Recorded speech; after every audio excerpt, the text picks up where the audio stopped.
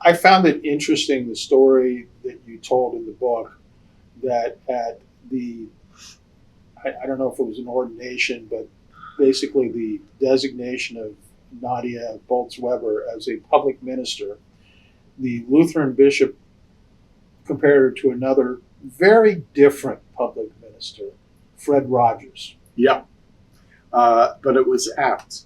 Even though if you looked at Nadia Bolz-Weber, who's heavily tattooed on her arms, you would say, what does she have in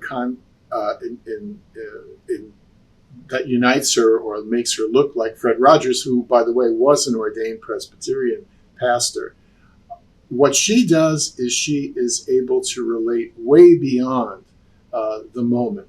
Fred Rogers was able to do that. Not only was his show aimed particularly at children, I mean, he tried to speak in a way that was accessible to them, but he knew that their parents were listening. So it was not just for children, it was for the whole family, or if you might say, society or world in which they live. If I can bring it full circle to community, if you remember, Fred Rogers' key phrase was, "Won't you be my neighbor?" Won't you be my neighbor? And nowadays, in a society, in a country that's so divided in politics, in culture, in economics and finances, there isn't a better thing for us to take out of the heart of our faith than that.